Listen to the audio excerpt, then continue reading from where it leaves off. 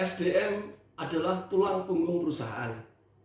Perusahaan punya gedung, perusahaan punya kendaraan, perusahaan punya mesin, semuanya dikerjakan oleh SDM.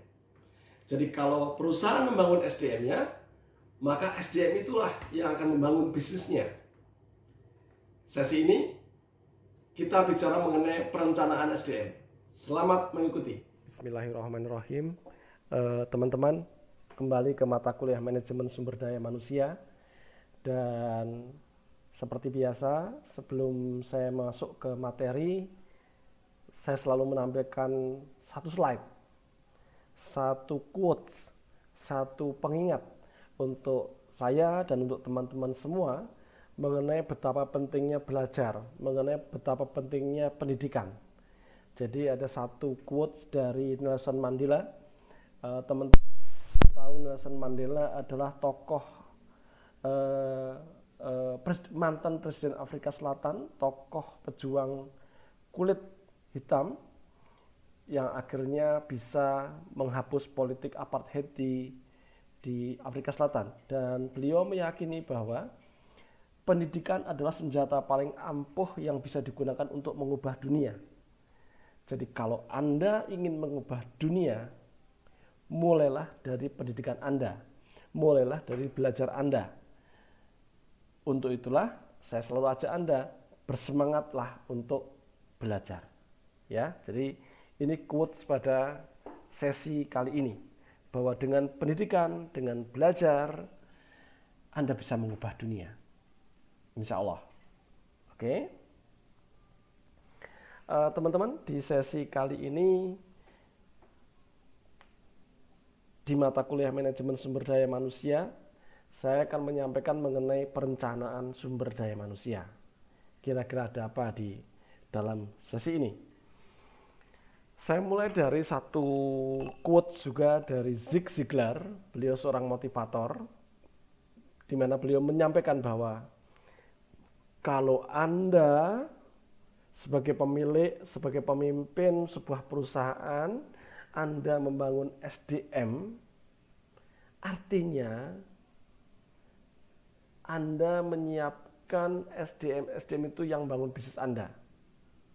Jadi kalau Anda membangun SDM, maka SDM itulah yang akan membangun bisnis Anda.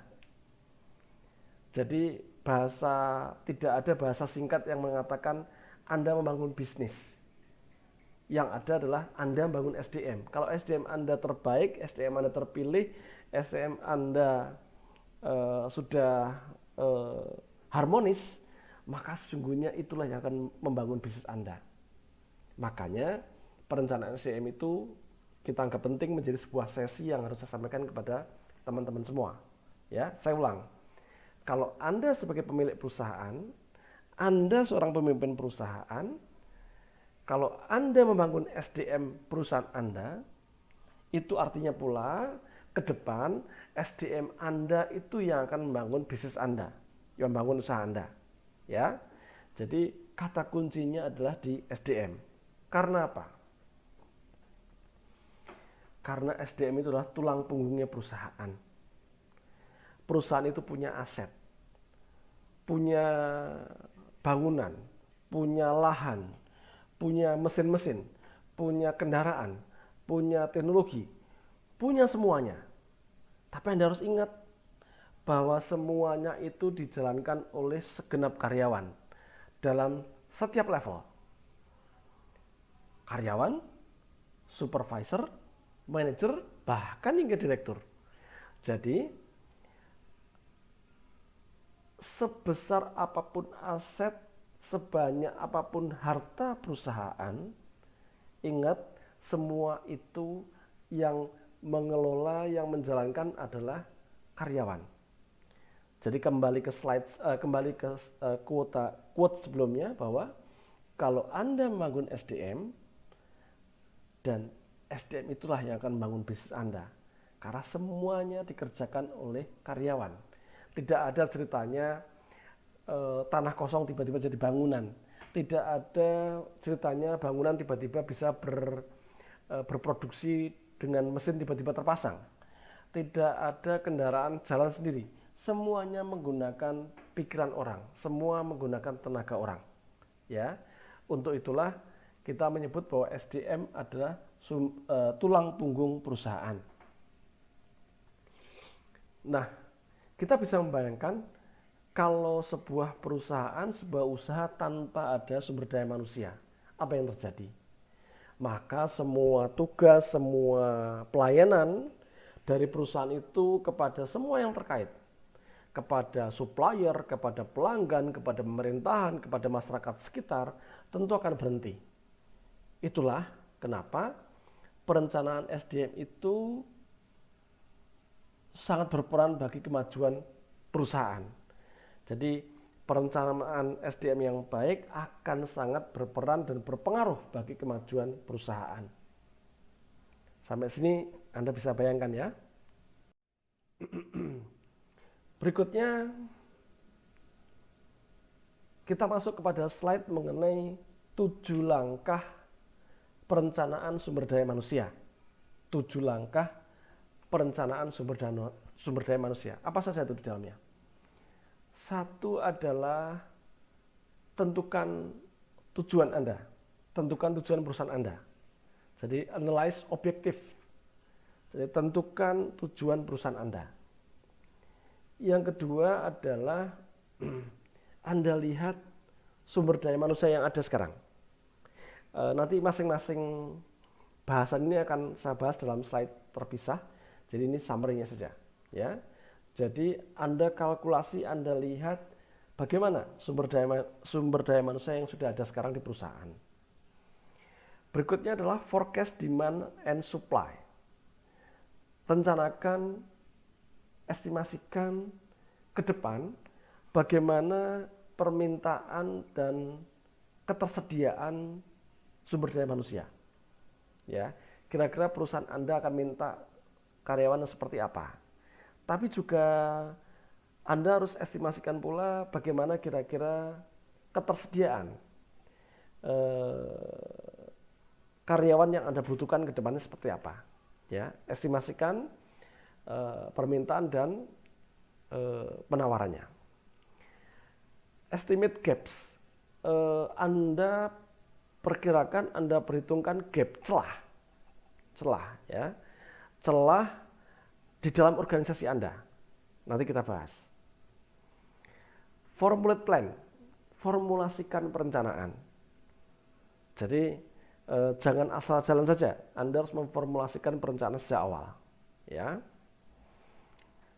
nggak ada gunanya formulasi plan kalau tanpa ada implementasi. Maka Anda harus melakukan implementasi dari apa yang Anda rencanakan. Implement plan. Ya. Dan yang terakhir ada Anda sudah tahu celah di dalam perusahaan itu, Anda sudah memformulasikan perencanaan, Anda sudah mengimplementasikan. Jangan lupa yang terakhir Anda harus selalu monitor, Anda harus kontrol, Anda harus mendapatkan umpan balik dari apa yang Anda rencanakan, apa yang Anda formulasikan, dan apa yang Anda implementasikan. Ya, jadi itu adalah 7 langkah dari perencanaan sumber daya manusia. Oke, kita bahas satu persatu. Yang pertama adalah analyze objektif, analisa tujuan. Jadi kalau suatu hari Anda sebagai pemilik perusahaan, Anda sebagai pemimpin perusahaan, atau Anda di bagian manajemen sumber daya manusia, ingat, sebelum Anda merekrut atau memberhentikan karyawan, Anda harus tahu pasti tujuannya Anda melakukan hal itu apa. Karena Anda juga harus tahu kemana arah bisnis perusahaan Anda. Contoh, pada saat perusahaan Anda akan ekspansi, maka tentunya Anda harus tahu bahwa dampak dari rencana ekspansi itu pasti akan ada kebutuhan tenaga kerja baru. Untuk itu Anda harus tahu pasti bahwa rekrutmen Anda itu tujuannya untuk menambah karyawan baru. Ya, sebagai contoh teman-teman, di kantor kami, di perusahaan kami, pada saat pandemi ini di mana mal-mal pada tutup, lalu orang-orang pada khawatir kalau datang ke mal, datang ke keramaian, sehingga kami melihat bahwa eh, cara pembelian konsumen kami bergeser ke arah digital. Yang semula datang ke toko, sekarang mereka membeli melalui online. Nah, melihat perkembangan itu, maka manajer HRD kami segera memutuskan untuk melakukan rekrutmen orang-orang yang memang menguasai dunia digital marketing. Jadi pada saat dia melakukan rekrutmen, perusahaan melakukan rekrutmen, maka kita tahu pasti kenapa kita merekrut posisi itu. Seperti yang tadi saya sampaikan, karena HRD mengetahui bahwa strategi perusahaan sekarang adalah ingin mengembangkan bisnis di dunia digital. Mau tak mau kita harus merekrut orang-orang yang paham dengan dunia digital. Ya, jelas ya. Jadi pada saat kita melakukan sebuah perekrutan sejak awal, kita sudah tahu pasti kenapa kita harus merekrut posisi itu. Jelas ya? Jelas. Nah, kenapa kita harus melakukan perencanaan itu, menganalisa tujuan itu? Karena kalau perencanaan SDM-nya teman-teman itu tepat sasaran, maka itu akan meningkatkan efektivitas dan efisiensi perusahaan. Sejak awal kita tahu, contoh ya, sejak awal kita tahu perusahaan arah bisnisnya adalah ke dunia digital marketing. Sehingga HRD meresponnya dengan mencari orang-orang yang punya kemampuan di bidang digital marketing. Nah, kalau rekrutmen itu tepat sasaran, kalau perencanaan itu tepat sasaran, maka kita menjadi efektif. Kebutuhannya digital, yang dicari adalah ahli digital. Jangan sampai kebutuhannya digital, tapi yang dicari adalah ahli offline misalkan. Akan berbeda. Jadi kalau dunianya digital, online, maka yang dicari adalah ahli digital. Kalau yang dicari adalah ahlinya offline, maka dipastikan SDM yang ada tidak tepat sasaran, menjadi tidak efektif. Nah, kalau sudah tidak efektif, pasti kata kunci berikutnya adalah menjadi tidak efisien. Karena apa? Ada orangnya tapi tidak efektif, sehingga biaya dikeluarkan perusahaan menjadi tidak efisien. Itu kita kerangkan berpikirnya, gitu ya. Nah,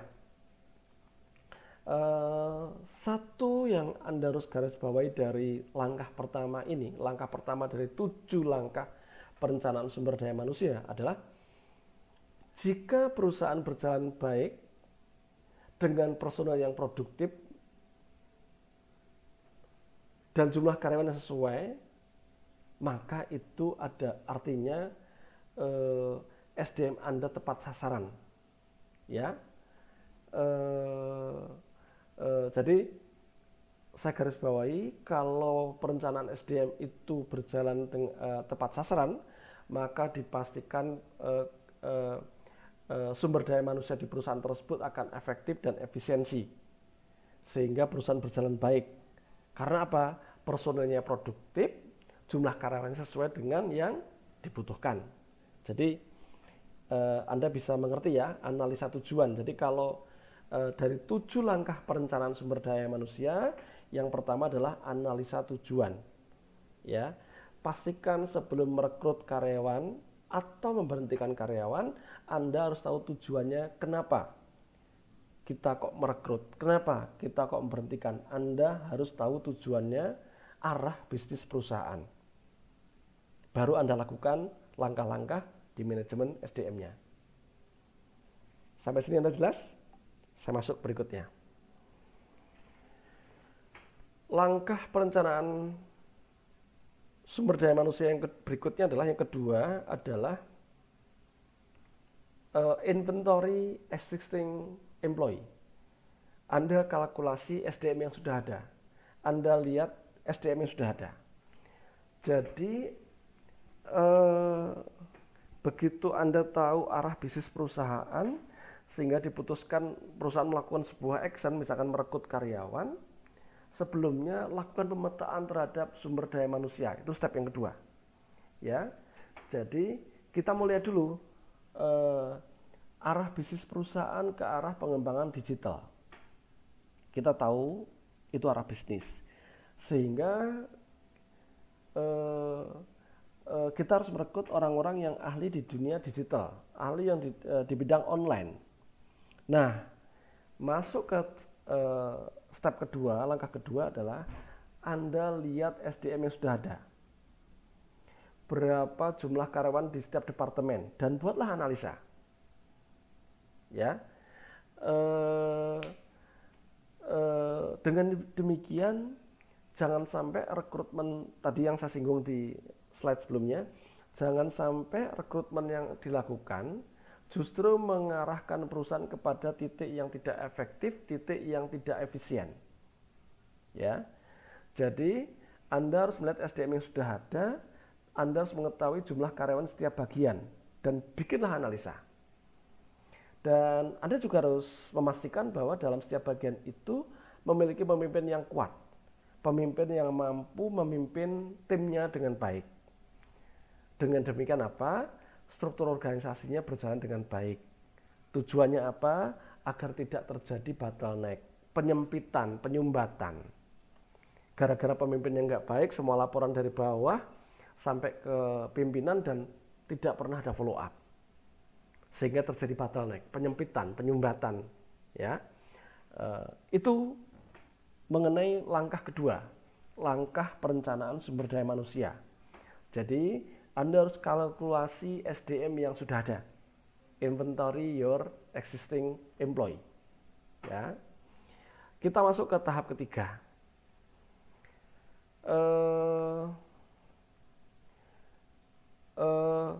Dengan Anda sudah tahu tujuan dari kegiatan manajemen sumber daya manusia, tujuan dari perekrutan, tujuan dari pemberhentian gitu ya.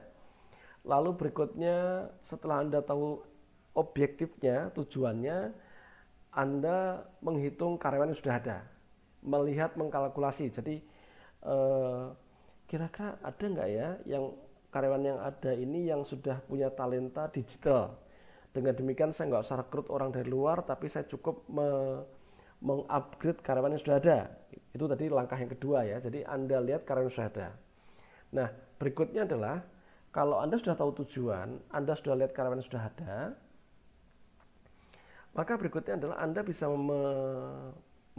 menyusun perencanaan SDM dengan cara menganalisa kebutuhan perusahaan dan bagaimana cara memenuhinya. Ya,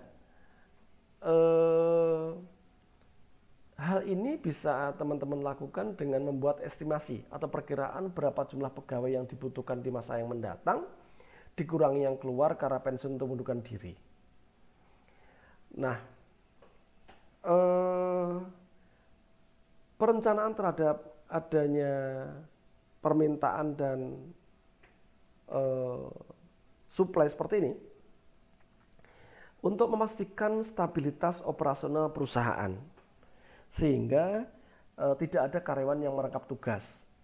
Karena kalau merangkap tugas itu biasanya justru menjadi tidak produktif dalam level tertentu. Ya, kalau sudah nggak produktif maka kinerjanya dia juga jelek. Ya, jadi urutan berpikir dari yang pertama adalah Anda sebagai katakanlah manajer HRD atau Anda yang bekerja di departemen HRD, Anda harus tahu arah bisnis perusahaan. Kalau Anda tahu arah bisnis perusahaan, maka Anda bisa tahu tujuan perekrutan, tujuan pemberhentian, Anda menjadi tahu.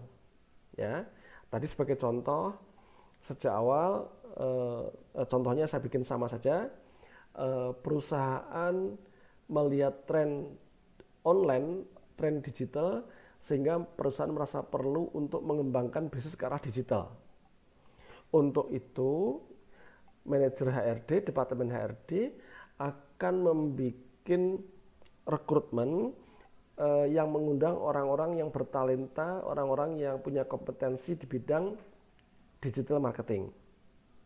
Itu analisa tujuannya. Ya. Berikutnya adalah lihat karyawan yang sudah ada, inventory your existing employee. Apakah karyawan yang sudah ada itu ada yang bisa di-upgrade menuju ke posisi digital marketing itu? Ya,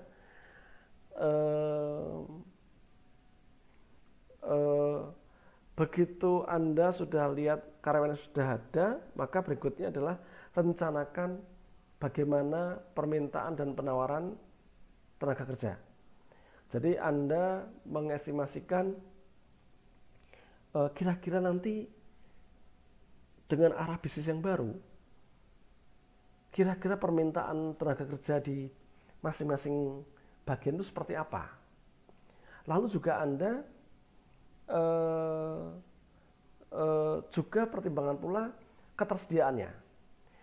Karena arah bisnis perusahaan ke dunia digital, sehingga iklan-iklannya, promosi pun dipastikan ke arah digital.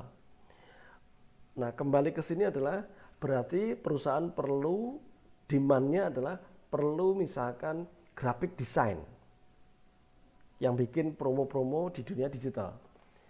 Tapi Anda juga harus rencanakan kira-kira kebutuhan itu ada nggak ya supply-nya, ada nggak ya ketersediaannya gitu ya. Jadi Anda harus merencanakan kira-kira permintaannya setiap bagian seperti apa dan ketersediaannya, supply-nya seperti apa. Karena di bidang-bidang yang cukup spesial, misalkan seperti product design, graphic design, teman-teman harus tahu bahwa dunia itu agak spesifik sehingga kadang-kadang supply-nya, ketersediaannya agak susah. Ya. Itu tahap ketiga. Rencanakan permintaan setiap bagian dan Anda merencanakan pula, Anda estimasikan pula ketersediaan atas kebutuhan itu. Perencanaan demand and supply, itu langkah ketiga. Sekarang masuk ke langkah keempat. Anda sudah tahu tujuannya perekrutan. Anda sudah melihat karyawan yang sudah ada. Anda sudah melihat bagaimana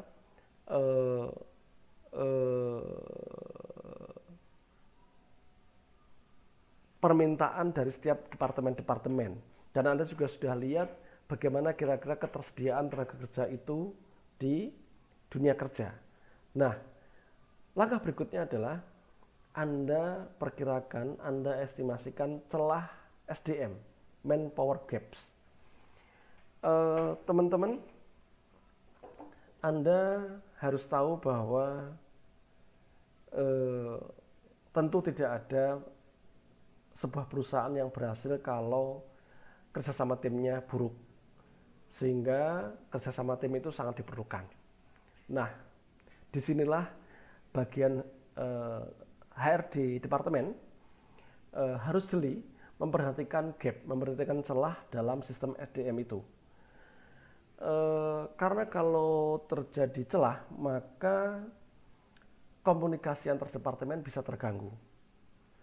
Nah, kalau komunikasi antar departemennya tidak berjalan dengan baik, maka sangat besar kemungkinan pelayanan ke pemasok dan ke pelanggan akan terganggu.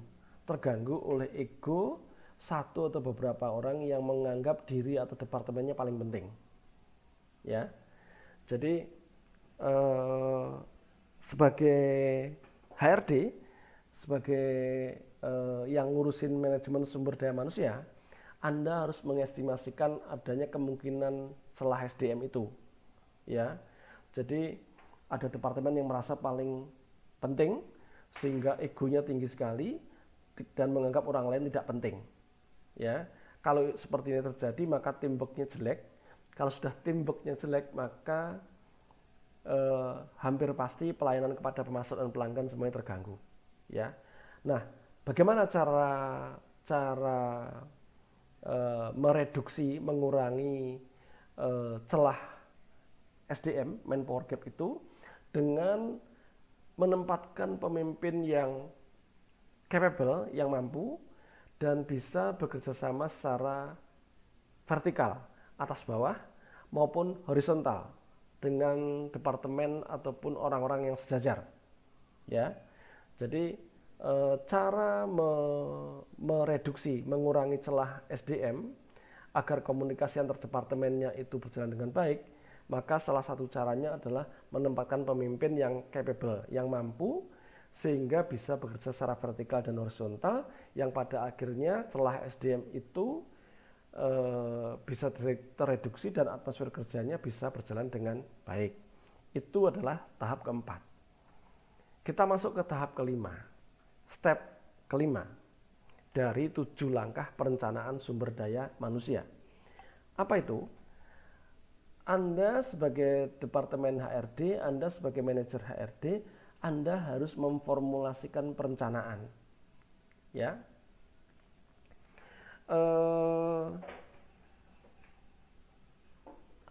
teman-teman harus tahu bahwa begitu banyak hal yang bisa dilakukan untuk memacu kinerja karyawan. Ya, jadi bagaimana karyawan itu bisa dipacu kinerjanya? Salah satunya adalah Anda harus membuat sebuah perencanaan sistem promosi, perencanaan jenjang karir yang jelas. Sehingga setiap orang di dalam perusahaan itu, setiap orang dalam organisasi itu bisa melihat langkah-langkah keberhasilan yang perlu tempuh dalam perusahaan. Saya punya teman, tepatnya tetangga, yang mengawali karirnya dari posisi yang sangat rendah di dalam sebuah perusahaan. Ini perusahaan surat kabar nasional ya, jadi saya nggak perlu sebutkan nama korannya, tapi koran nasional. Dia mengawali dari karier yang paling bawah, terus merangkak hingga suatu hari dia menjadi direktur di perusahaan surat kabar itu.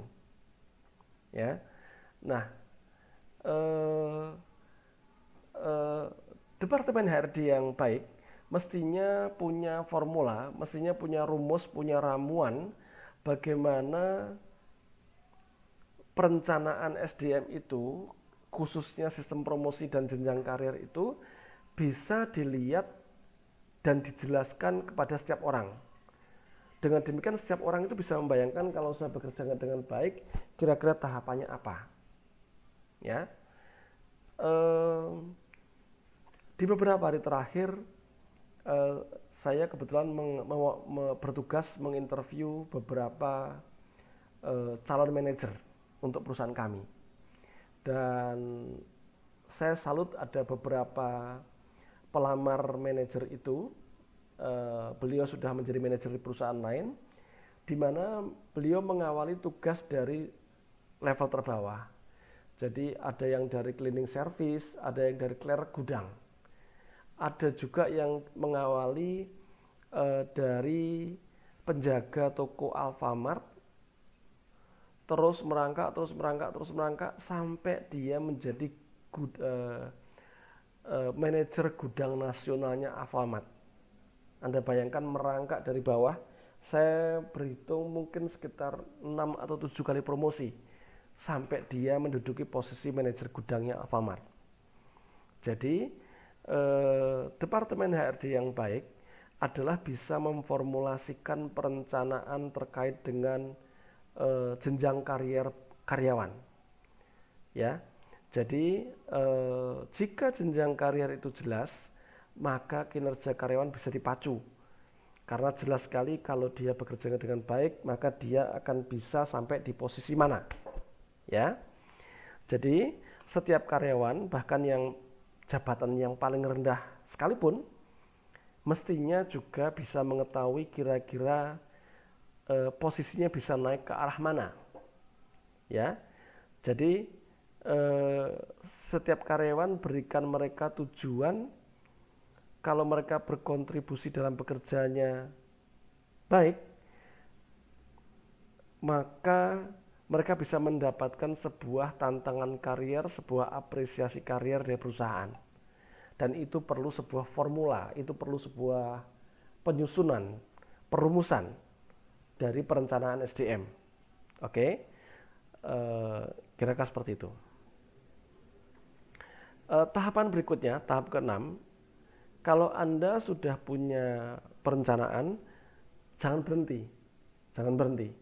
Anda harus lanjutkan pada tahap ke-6 ini. Apa itu?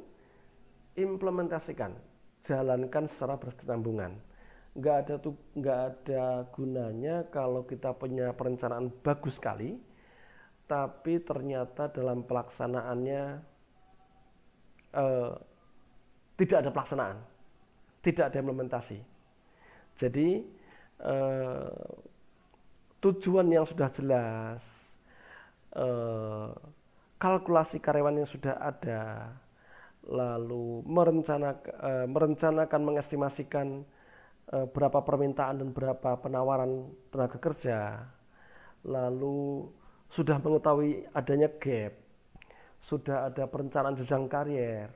Itu semua tidak ada gunanya kalau Anda tidak mengimplementasikan, Anda tidak menjalankan rencana itu, ya.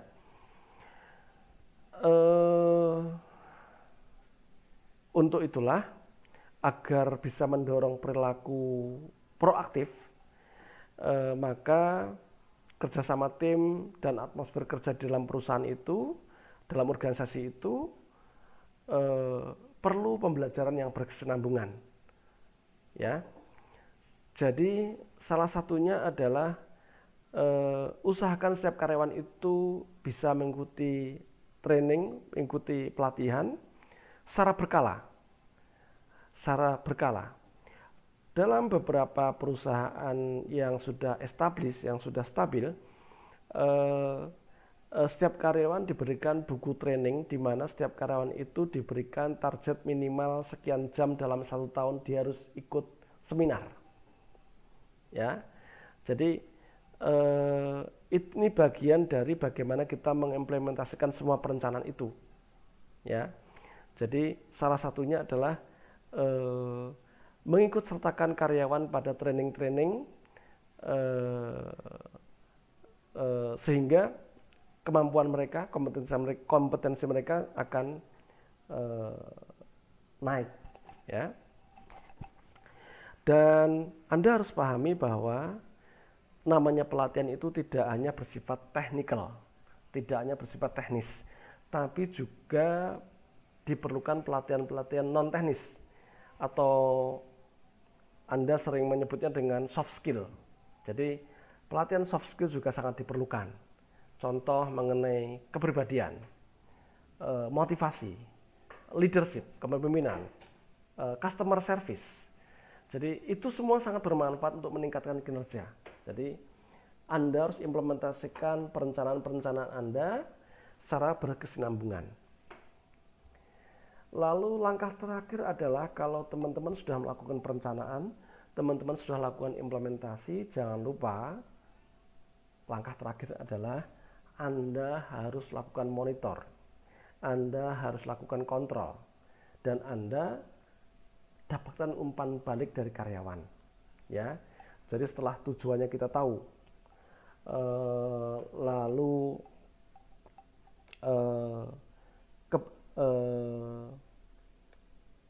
karyawan yang sudah ada sudah kita petakan semuanya. Kita sudah tahu ke depan rencana permintaan karyawan dari staf departemen seperti apa, ketersediaan di dunia kerja seperti apa.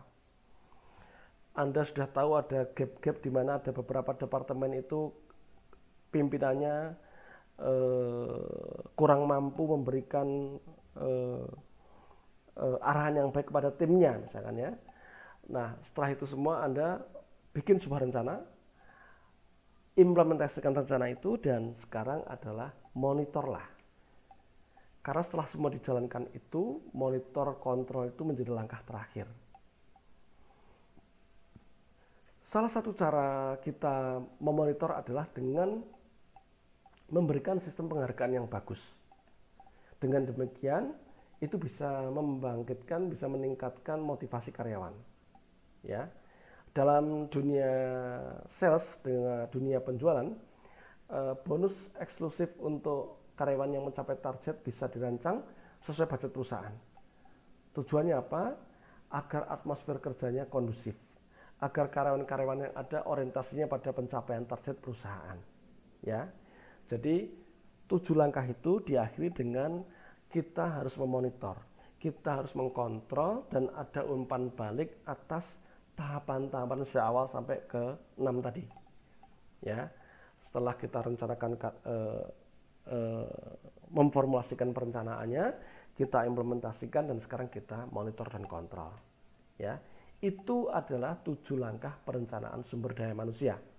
Anda bisa ulang dari langkah pertama, karena sekarang sudah langkah ke-7. Ya. Nah, teman-teman, tidak banyak yang mengerti arti dari HRD, Human Resource Development. Jadi kebanyakan dari kita menganggap bahwa HRD itu, manajer HRD itu hanya kaitannya dengan manajemen sumber daya manusia. Jangan lupa di sana ada kata-kata development, pengembangan. Sehingga jangan pernah melupakan faktor D, faktor development, faktor pengembangan, faktor perbaikan. Ya. Kalau kita selalu ingat adanya pengembangan, selalu ingat adanya development, maka harapan kita, perusahaan kita itu akan terus berkembang. Karena Anda harus yakini bahwa jika SDM perusahaannya kurang berkembang, berarti kemungkinan besar perusahaan juga tidak akan mengalami peningkatan.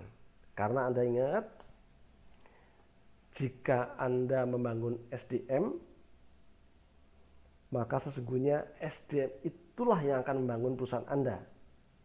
Maka kalau SDM-nya kurang berkembang, rasanya hampir pasti juga perusahaannya tidak berkembang. Perusahaannya tidak mengalami peningkatan. Seluruh materi perencanaan sumber daya manusia sudah saya sampaikan, ada 7 langkah. Silakan Anda ulang dari langkah pertama, Anda pelajari. Kalau ada yang kurang jelas, silakan Anda tulis di komen ataupun ke WA saya. Terima kasih Anda telah mengikuti sesi kali ini. Wassalamualaikum warahmatullahi wabarakatuh.